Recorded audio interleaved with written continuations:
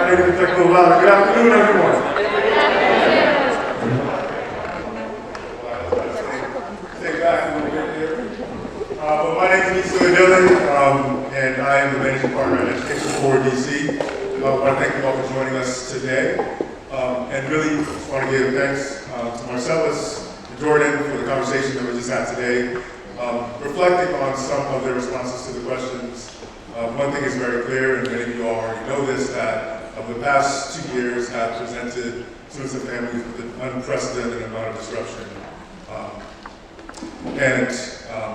I've also learned through these conversations and also through the experiences I've had about how resilient our students are.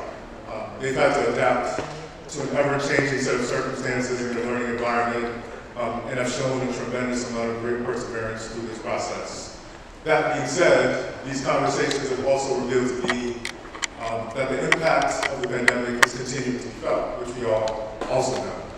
And the extent of the impact is still being unpacked. We're still learning more every day about the ramifications, both physically, mentally, emotionally, financially, that our students are coming to schools with and managing and continuing to navigate.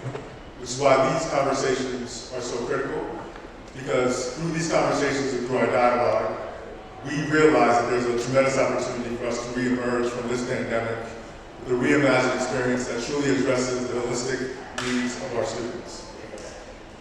This is part of a series of conversations that we hope to have, where we both can elevate student voices to hear more about what this past 2 years of ongoing experience is like, but also engage in productive and honest conversations about the path forward and how we establish a course to ensure that the students get the education that they deserve. And so I want to start by offering thanks to Empower K-12 for creating the dashboard that was the center of this conversation. We hope that this tool will be helpful as we continue to talk about how our schools are doing in terms of serving the needs of our students. I also want to thank Washington Leadership Academy for creating the space for us to have this conversation today. We have some partners that also really supported us in getting students to participate, engage, and share some of their thoughts and reflections. Pathways to Power, Critical Exposure, Victor Challenge, our partner Equity Lab, which is going to be facilitating the second portion of our day, and Friendship Public Charter Schools also for sending several student representatives to have this conversation with us today. And like I said, this is the first of a series of conversations that we hope to have around this topic. Really want to thank the students for elevating the issues, for bringing their perspectives to bear about what this past several years have been like and what it continues to feel like. It's on us as the folks in the room to continue to listen, learn from those experiences, find ways to apply what we're hearing so we can ensure that every student gets the education that they deserve. And so I'm going to stop talking, give the floor over to my colleague Michelle Mauder, who's going to actually facilitate the second portion of our conversation today, which is a student-led panel. So thank you, Michelle.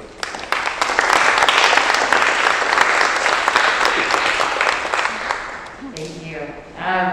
Can y'all hear me? Can you hear me in my massive face? Okay. I'm very, very excited for this conversation, and I'm glad to hear that it's the first of several. Y'all can say, lead by example. So really excited for this conversation. And what I was most excited about when I was asked to be a part in partnership with Ed Forward was really this idea of centering the expertise of those who are most affected by what's happening currently through the pandemic in schools, and that's our students. And so excited to look out and see so many students in the audience, but deeply excited to have the opportunity to be here in community and in communication with these four. And so with that, I will share again, I'm Michelle Molitor. I'm the Executive Director of the Equity Lab here in the district.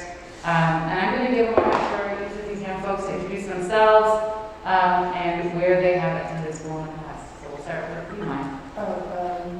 Hi, my name is, I use they pronouns. I came from Luke Seymour. Hello, my name is Dave Harrison. I'm a senior at school. Well, sorry. I graduated from school at Wells High School. And I'm here with Liquid Challenge DC. I'm Marcus Curtis, and I'm from Phelps East High School. I'm a rising senior. I'm Keisha. I'm from Thurgood. I was born a senior at Thurgood Marshall.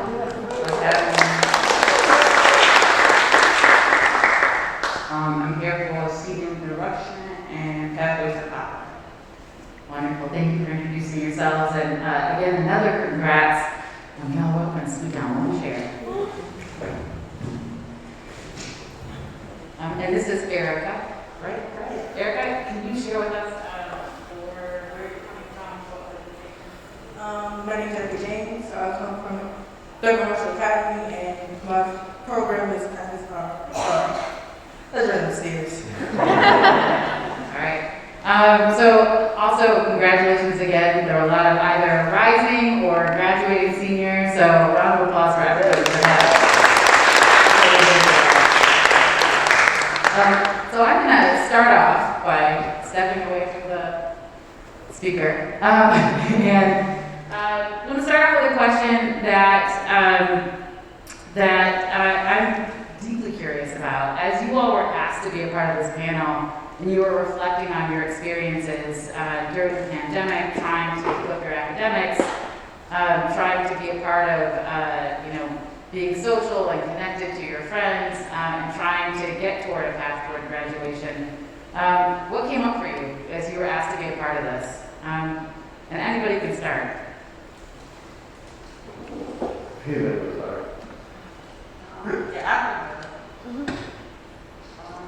For me, what came to my mind was I would say, progress. Just because over the pandemic, for me, I was able to push myself in my studies, and I feel like I wouldn't have done if I stayed in school.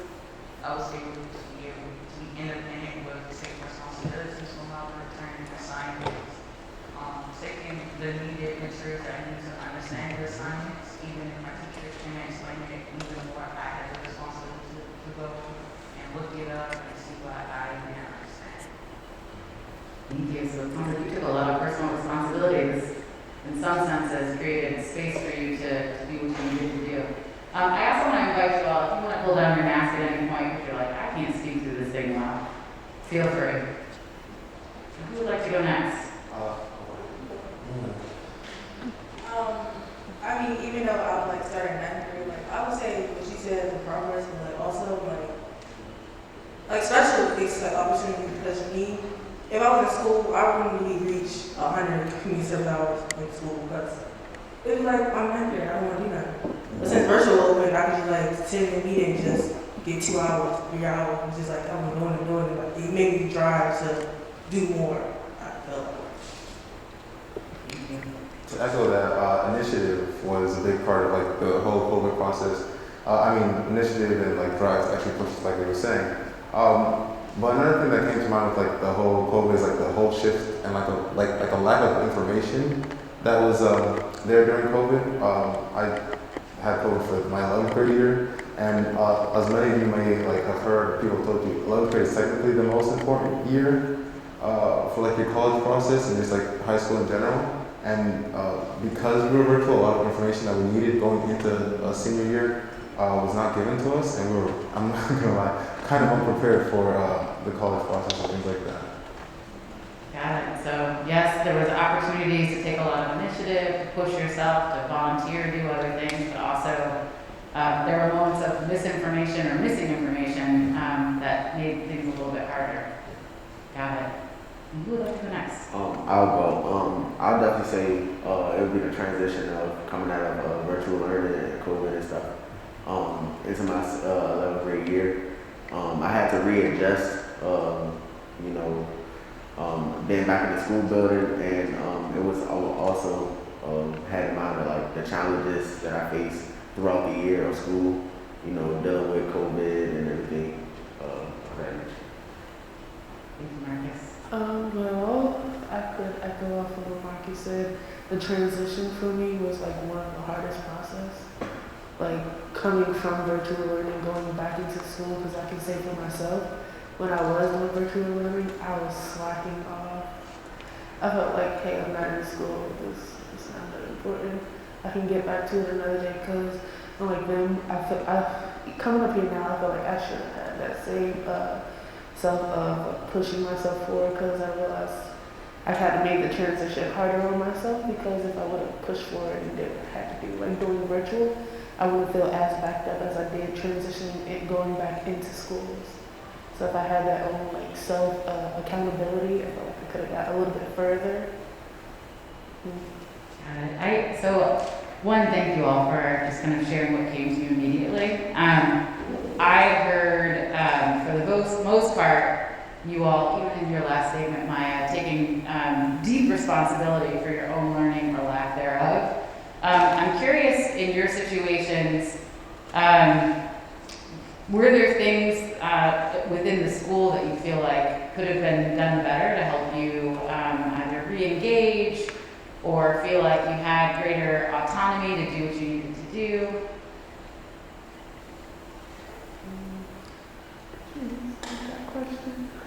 The question is more like, could the adults have done things differently to make it better for you? I will say at my school there was like a somewhat of a lack of communication during COVID and after COVID, the transition between students and teachers.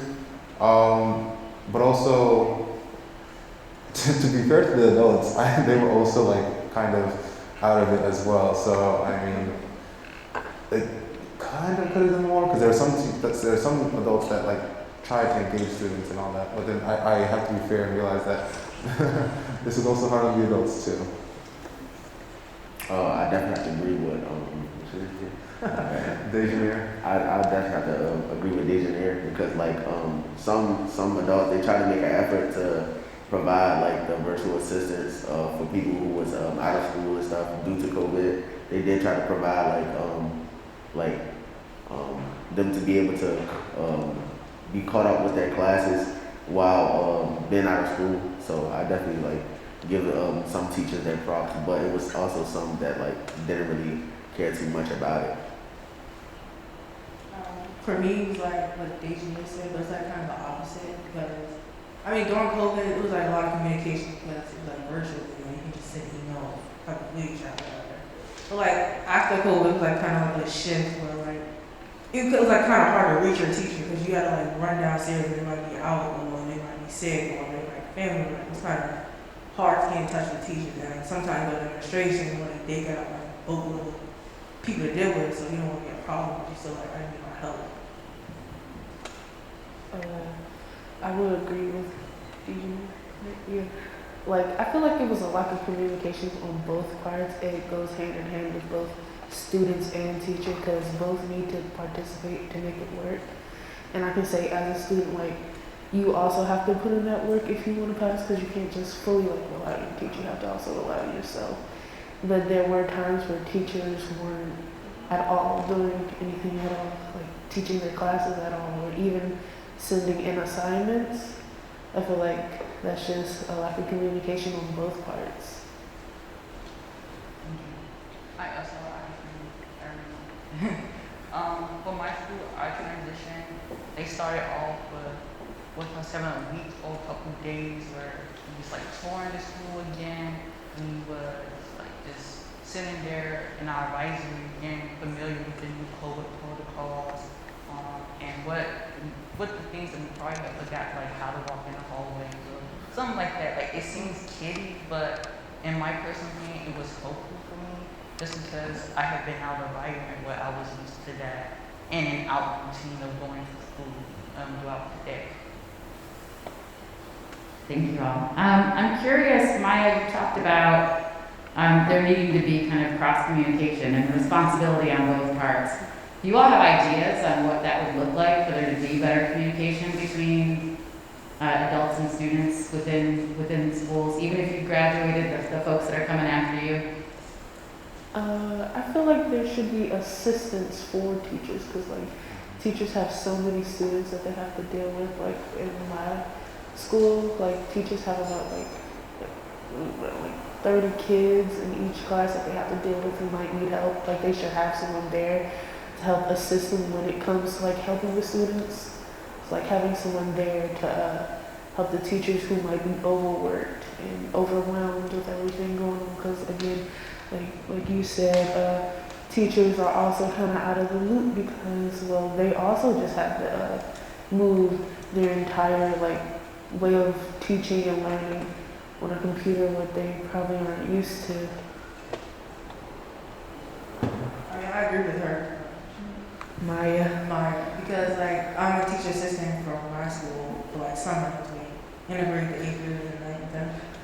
But I'm like teachers got a lot of like why shouldn't we do like full term, because then you can just ask them, and it's not just one person, it's two people, it's other people can ask. And now it's not like they have a lot of work stress, so like when you need them, they might be more open to helping you because they have less work. I agree with you guys, and I also like to highlight like communication, like I'm gonna call them apps, but like ways teachers can communicate better between teacher and students. So something I like to highlight is one of my teachers, he's my AP Lit teacher, he's my humanities teacher prior. I didn't have him during COVID, but this year I did have him. And one thing that he did very well that like helped communication between teachers and students, and also students between each other, was using this app called Discord. I know some of you guys may know it, and I mean I know it's usually a gaming like communication app, but it works really well for like getting updates out to your students and having students communicate with each other, because there are different chat rooms where students can talk about specific subjects and related to the class as well. And the teacher would always put updates in there, and he said if he doesn't respond to his email, you can always contact him through Discord, yes. Because he sees that all the time, and that actually helped a lot, because there are a lot of times where he might say something in class and you might not realize it, and you check on Discord and it's there, or you're not there in class for one day and you're like, where am I going to find the stuff? Like, yes, you have Canvas and yes, you have emails, but he puts all the updates inside Discord, so then you can easily ask somebody else or check Discord as well. I definitely agree with that as well. Because some people some students, they don't really check their emails frequently, or the school websites and stuff frequently. So the usual apps like Discord and stuff that they use a lot, so they can always go on there and check on the notifications and the updates and everything in case they forgot about something. Yeah, like at my school, a lot of the students they couldn't understand Canvas that much, and emails, they didn't know how to write proper emails. A lot of teachers just didn't like their style. It sounded like it was coming off disrespectful. So like one of my outside groups, like Senior Direction,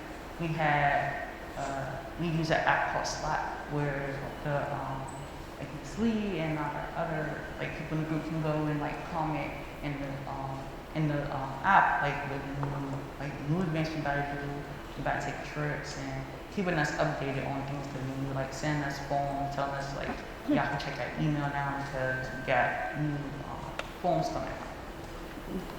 Got it. So we can improve. Sounds like multiple ways for communication, better communication, feeling like, 'cause I know at my table we also talked about what are the ways that we're creating greater access when people are out. So I'd love to hear any ideas that you all have as we think about the future for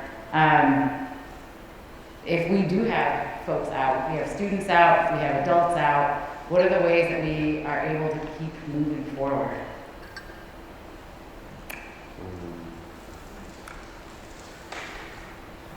I mean, like, my teachers sometimes do, but like, I feel like I should have like a virtual class. Like, yes, virtual is open, but some people get sick and some people get like families and all that. Like, they should have like a virtual study class, even though they're not there. That like somebody can like check in. Like, a student in my class, he had to go virtual for the entire year because something happened. So like every single class I have with him, like virtually he'll be in the back and he'll get all the information. They send him like the quizzes and all that. But he still got to get his temporary year, but like just at home. I agree. That actually, as soon as you said that, what came to mind is, I don't know if you guys have seen like this Verizon ad where like there's like a screen of somebody like walking around the hallways, yeah, and he's back in the class. That's what I had in mind when I think of like virtual classes. But I also like to point out what something that you said.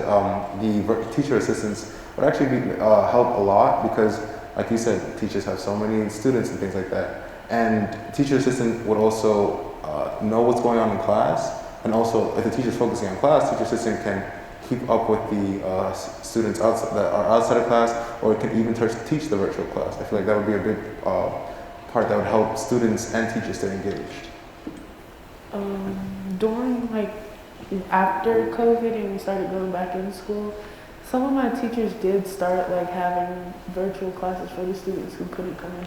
So they would have a Zoom on the big screen, and making sure that the students who can't come in still have a way of learning while being at home and still having access to the work and the new material and being able to ask in real time of the teacher's help to understand the material. So I feel like that's a great way to continue to help like students and teachers who may be out to be able to learn. I definitely say for the most part, is I say virtual classes most definitely will help. And as long as like the student stays in contact with the counselor, the teachers, and etc., then that's a way that they can be able to, you know, always be able to follow up on the things that they're missing out in class and stuff like that. So I definitely say virtual classes is good, and just staying in contact with your teachers, like via email or like the apps and stuff that you communicate with them off of. I say that as well. Doing virtual learning and office hours will be the best bet. Just to have one-on-one with teachers, or like I said, with the teacher's assistant, that will be more helpful for students that had to were like sick or who had like some emergency that they can't come to class. Thank you. Can I add something? Sure. Sorry. And then one more thing is like you can record, like if you have virtual classes or if the teacher's not there, they can record videos of their lessons or like their lessons plan as well. That helps a lot, especially for the people who aren't there. But also the teacher's not there because at least if you like record your virtual classes, you can see how people interact, and like it helps the students having somewhat of an idea of like what the class is supposed to look like, or like what you're supposed to learn, what's supposed to like drive you into the right direction of what you're learning.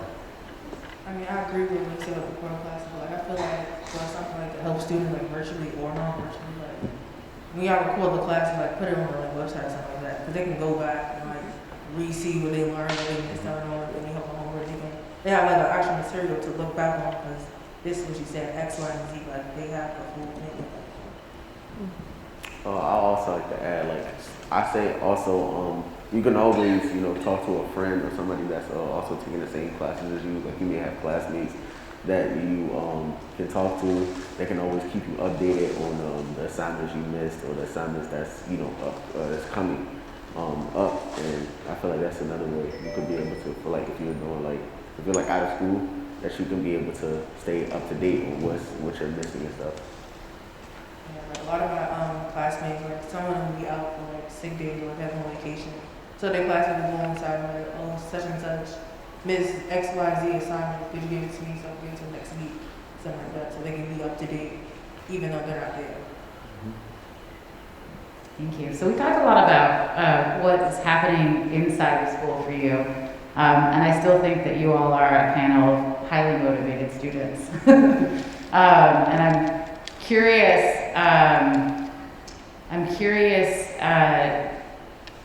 outside of school, how did this show up for you? What were the things that felt different, either socially or emotionally, or I know there's a lot of financial hardship for folks. What did you see, either for yourself or for your classmates outside of school?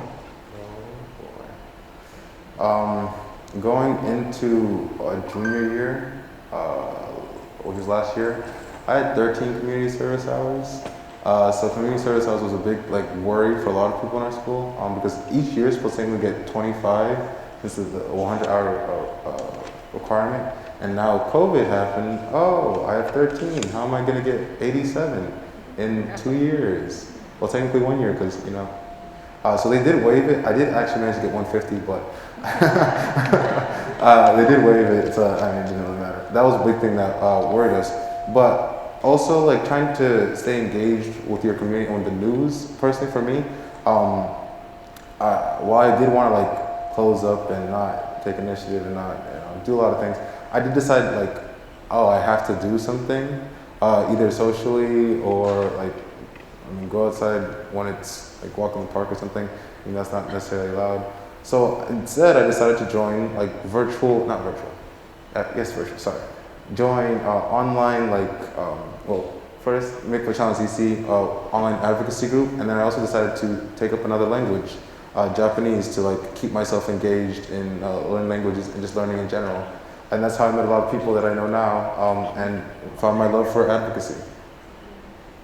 I could definitely add on and agree with that because some people they was curious or didn't know how to go about like getting community service hours because of the fact that COVID and everything else was like shutting down because of COVID and stuff. So people was unaware that there was virtual community service programs that you can do. But some they did apply themselves. And they was able to find those virtual community service opportunities for them to do, and that's pretty much it. I mean, for me, like, I was going into my 9th grade year, so it was like I'm a freshman. Like, going into it, I'm like, I don't know what this is. Like, it's like kind of confusing, and this work is confusing, and the internet connection, and my family's here. It just like all like came into one. So like, I was like more of an introvert, but it made me become an extrovert. I had to walk outside because I couldn't take all these things at once. So like go on walks, go to the mall. If I went to the mall, it's like a breath of fresh air for me. Before I really hated it. So like, I just like made myself come out more, like expose myself to other things, like go to clubs, be more social. Like I literally was trying to 20 in clubs. But yeah, and like maybe be more social, like put myself out there so I can meet more people. For me, it kind of did the opposite for me because usually I was an outgoing person, but like when COVID hit, I started staying inside like a lot more. I didn't really go out much, and I wouldn't say like it didn't really change for me in like my community because like with my friends, I didn't really hang out with them that much. Like we were taught, but like physically going out with each other didn't really happen much. So that was kind of cool for me. I just kind of started locking myself in my room all day and just like doing work and things. I was already on the internet like crazy, so that was just like normal for me to be able to just sit in my room and just be on the internet all day, which is fun. But it made my vision even worse than it is now. For me, I decided to put more work into building up, like getting ready for college. So I did a lot of college prep. I did like community service by joining I joined this real world history program that my history teacher wanted me to be part, and I really enjoyed it. I was able to read the Great Migration and got to learn a lot about African American history and how we migrated from the south up to the north. I was able to do some community service. I wasn't really worried about community service in 11th grade, just because I was like, by 12th grade, I would have it no matter what. I didn't care that much, but I was able to do a lot like self-digging, get to know a lot about me. Just like everyone else, I feel like I was able to practice some more languages. I was able to convert outside like my family religion, which allowed me to see more growth in who I am as a being, and more so who I see myself now in a democracy country. So. Could I like them, I wasn't just on the internet playing games. I'm gonna set that. I was doing like a lot of research about things, and like being at home like for that long time, it kind of got me into my now passion that I do want to go to college for, like forensic science, criminal justice, and things like that. Because read into a lot of criminal cases, did research about a lot of criminal cases. It was kind of like that for myself to learn, especially like expanding myself on a spiritual level, a deeper level of like religion and all of these other things that account into the way the world is now. Kind of learned all about that stuff in that short time that I had just with myself. I appreciate that, Maya. I learned how to do a whole bunch of things by myself at home. I think I may have been on a path like you, where I was a bit more of an extrovert and I became more of an introvert over the course of time. I want to transition us a little bit to it's next school year. What are you hopeful for both within the school? What would you hope would be true? And also outside of school, what are the things that would really make next year good for you? And I know some of y'all are headed away, but think about your community that you're a part of now. What would make next year better? I'll go ahead. This might seem like it's out of left field, but to keep students engaged in school, I personally think we need more engaging classes. And I at least hope next year or like in a few years, we see more classes geared to what students want or interested in. Like I saw a huge amount of students saying, "Oh, we need more financial literacy classes," and things like that, or financial education classes. I'm a big advocate for that. Like, I don't have to.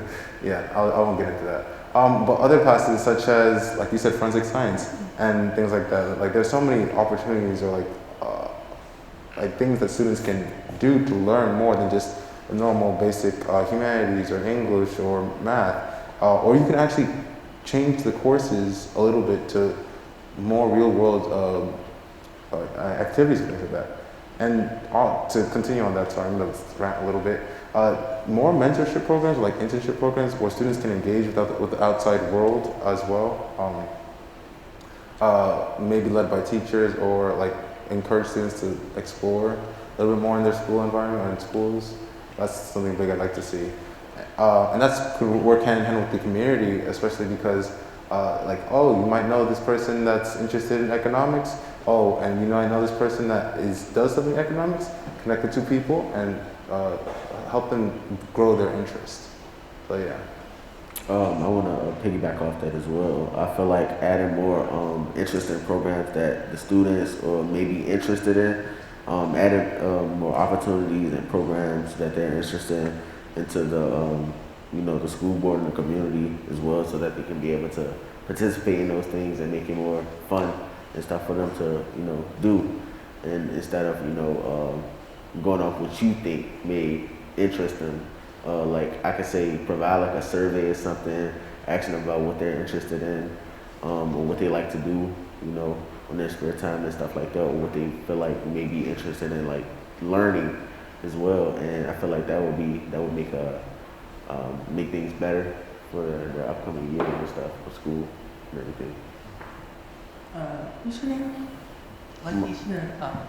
Marcus. I agree with that because I think like a couple months back, like 2 months ago, I was like a part of a student roundtable and just like talking about what the student needs and like how can the school make it better. Like kind of one of the things that came up, like the classes are like based off of like the original schedule. It's kind of like old term and it's kind of like in the past. Like in the future, we gotta think about what the kids need. So like I'm in student government now, so one thing I really want to advocate for is like kids having their own free choices and like do what they want, but like actually still learn sometimes. Because like a lot of kids, like you would think they would just pick one of the wildest things. They kind of want to really learn. They just don't have the opportunity to show it. And we're back on topic now. For my 11th grade year, I feel like, I was talking about I use like history. I'm going to the real world history things talking about Louis the Hunt. Yeah, I'm sad to leave it, but like I'm just like I like that class because like I'm like a nerd in all subjects except science. But yeah, I like that kind of like opened my eyes because it's gonna make me see new things. But I'm also like very scared of like, my schedule because this is gonna be my first year doing AP classes, doing honors classes, and then finishing up. Well, I just finished community service, but like getting more community service, trying to hit 500, and then being captain. Like it's all together. Like it's kind of scary. I don't want to like fall behind and fail, but I know I can succeed. But I'm like I don't know how to do it. That's kind of my fear. Other folks, hopes for the future.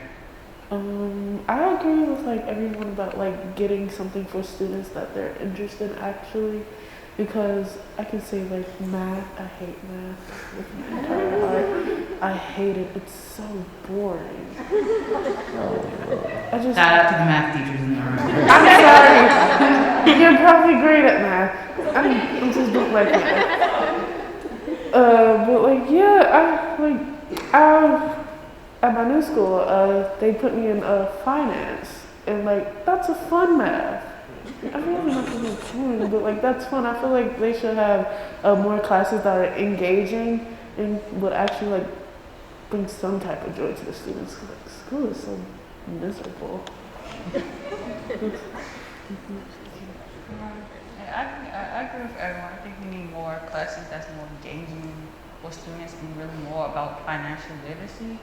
Just because, like, a lot of students at my schools complain that we need a lot like classes that focus on knowing how to pay taxes. Just because that's a thing when we get out of high school that we're going to have to learn how to do, and it's the fact that we're not learning that.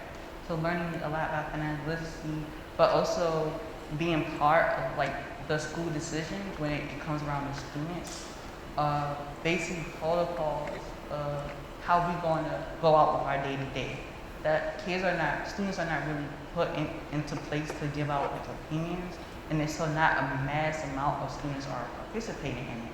So a lot of the staffs are not taking accountability of the students. It's like a lot of taking even the minor numbers of students who are like who have the confidence, who have the voice to raise their voice, should just be heard as well. So a lot of this is civil engagement. One thing I like to add on that is like, to the teachers, like make it fun, like, actually, like, cause some teachers, they don't really like actually teach the criteria. They just like throw it on to the students for them to learn it themselves. Like you have to actually, cause like some students, they may come into the class, they may not know what they're doing, and they may need help. So like make it interesting, make it fun and more engaging. I feel like that's one thing I want to let the teachers know, or those who are teachers out there as well. I like to agree with Marcus because like I had this one like physics teacher, and I didn't understand it, but it was fun, and he made me want to learn and understand it more. So I would, even after school, like I would go home and study on the topic that we were learning, just so I could understand it and like catch on to the jokes that he was saying, because they were flying right over my head. But like, yeah, he made the class fun because like it was not fun about seeing the teacher jump off a table onto the floor to teach us physics. Like, have a fun class. I feel like hearing all your ideas, I feel like we should have like, a class starting at ninth grade, like just like going through the year, teaching the kids on like real world, like things you're going to believe in the world, like taxes, like all together, like things you want to need to know when you're an adult that people are not going to teach you, and you don't want to like find a lesson the hard way and you like going broke or in debt, like you're in a terrible situation. It should be something that's like taught to kids, so. Because, like, you teach us math, teach us English, teach us all this stuff, grow us into life. So we should have a class where it's going to teach us how to become an adult and how to, like, know what to do instead of being surprised when we get there. I'm curious, so you all had a lot of kind of dreams for how things could be different, more engaging, have greater agency in your own school experience. I'm curious, outside of school, what would you hope would be different next year in the city to support students and families? A better train system, a more consistent this is not on you guys, but like everybody suffers from the train. Yeah. Like today, my bus driver drove the wrong way and I got here late. Like, that's not anything that we can do about. But still, a more consistent train system. Actually, you know what? Never mind. I'm not getting into that. I'm just going to start rambling. Someone else can go. Transportation for students. I hear you. Okay. Yes. It was like something I was talking about in a panel like last week. It was like a group discussion. We like just shouted out ideas like what we think should be better in school. And I mean, safe passage. Like safe passage is good, but like we should have something like to help the kids in the train because like you gotta think about it. Yep. In these neighborhoods, when you go to the train station, when you walk in, well basically the teacher just walk you in, they just leaving you there. I don't know what's gonna happen on that train. Like, what if that child don't make it home? Like it's not like safe passage only works to get to the train. It's not gonna help them to get to the destination. Like, it should be for there and back. Like something should be in place so the kids are actually safe. I completely agree. I think about like the whole thing for making the community better, like for students and stuff. That's one thing that is one of the main targets that do hit students' safe passes. Like from what I know from my school, you only have officers taking us from the school to the train station, and that's it. Not through the train station to the last station. It's just from that train station and we're on our way. And there are a lot of crazy people out there, and I have a lot of experience being in harm's way from being going home from regular transit and things like that. It's just you never know what could happen. And you're not gonna look at the way. I mean, my idea was you should have not like a school mandated train for all students in general, so it's safe for all of them. Somebody's already there on that train or that bus or wherever, so they know how to get there and back. They're not alone with crazy people or mentally ill people. They can be there safely. They know when they get home they can make it there. They know when they get to school they're going to make it there. They're interfere with their life. Thank you. So safety, transportation, other areas that you'd like to see improved for students and families, or for your community specifically? I agree with them mainly, just safe transportation, honestly, because it's and it's also the delays that be happening on the train and the buses and stuff. It makes them late to school. And when going home, it makes their parents, worry where they at and stuff like that. It's a lot. It's mainly just the transportation, honestly. Transportation, but also food sources. Just because, especially in Southeast and urban areas in DC, there's not a lot of fresh food and product. Oh. I personally at first I didn't notice it, but I went shopping to the Safeway around my place to get spinach containers, and it's just filled with a whole bunch of spinach. And I went to go get the same thing from Uptown, and just the different the way how they both are differently fresh is really sad. And so I feel it's better food sources and more fresh products and better transportation. Mine's just kind of, it's not weird, but I think about it. It's you should do something that's more exposure to scholarships, exposure to opportunities, because yes, there's a lot of opportunity for low-income families or high-income families, all people in general, but you're not really going to know about it because you gotta literally search and find and dig and scrape, and it can be right in your face and you never notice it. People actually, because scholarships, 10,000, 20,000, 30,000, it's all over the city for all types of reasons. But you really wouldn't know about it because it's not on the list. Your teacher's gonna give it to you, your school wouldn't show you it. You gotta be in a program or be in a special set of circumstances to actually know about it. And people could really benefit from that money if they would actually expose people to that type of resources. I would like to agree with what's your name again? Lakeisha. Oh, Lakeisha. Mm-hmm. Yeah, with Lakeisha about when it comes to the freshness of food. I was saying because I live in Northeast, down there in Northeast, close to Southeast. The Safeway by my house and the Safeway that's all the way up to the Northwest are very different. And it's price gouging because the fresh produce that are at the Safeway near me are way more expensive than the fresh food uptown. And I paid $9 for a box of strawberries, and strawberries from up there were probably $5. And food scarcity, and I forgot the term on it, but Food deserts? Food deserts, how they do have food, majority of food deserts in DC are in more urbanized communities here in DC. I also want to say something going back to the transportation, for people who drive cars, I feel they need to really do something about the gas prices. They're really outrageous. There should be no way you have to pay up to $5 to $6 just to fill up your a gallon just to fill up your gas tank. Y'all moving into global territory. So we have just a couple minutes left. I would love for us to leave on a voice of hope. So I'm curious for each of you if you can say one thing that you're really looking forward to as we head into summer and into the next year. Anybody want to start? I can't start every time, guys.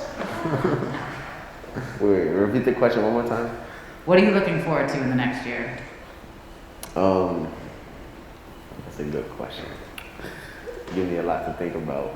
So I might need somebody else to go. What I'm thinking, like, look towards the next year is just not a better mindset, but like I'm already mature, but I can mature more in general. Like I can expose myself to bigger things, like new ideas. Like, just expose myself to more things. Something that I look forward to.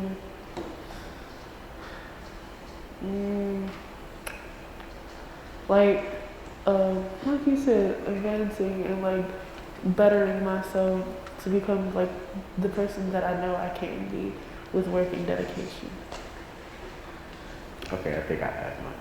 All right, so I'll definitely say like going into my senior year, I'm just like nervous because it's like this is the year where I have to actually like think about my future choices, like what I actually want to do, what college I want to go to, how I'm gonna apply myself to get to that place and stuff. So I definitely say it'd be like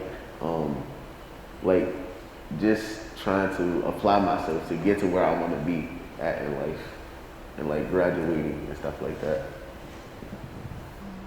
For me, it's growth. I'm really looking forward to when I go to college, learn some new aspects, new different diversities, and I'm really looking forward to how it impacts me, shape me to be ready for my career. I'm gonna talk about like my community, and then I'm gonna talk about myself. I look forward to this is happening next year, but in 2 years, DCPS is gonna mandate financial literacy education courses in high school, so I'm looking forward to that because those are really needed. And then for myself, I'm personally looking forward to college as well. Suffering in college. I'm not ready for college, but yeah, that's what I'm looking forward to. It'll also be joyful, hopefully. Oh, yeah. Well, thank you to all of our panelists. If we can give them a round of applause.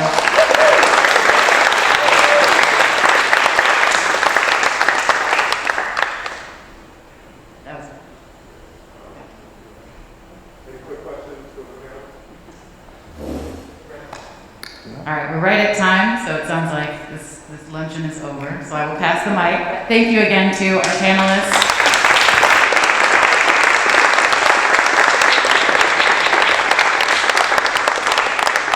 Thank you. I encourage you to keep sharing your perspective. Is really valuable the time that you spent today. And thank you to the table, captains and participants who also shared their perspectives and reflections. And before you leave, make sure you check in with my colleague Matt to make sure that we take care of you for spending the time and contributing to this conversation. And thank you all again for joining us. I did want to quickly acknowledge Black Swan, who also sent students to participate in this conversation as well. And then thank you for this engagement. We're looking forward to more of the discussions. Stay tuned for more information about future gatherings. So thank you all and have a good day.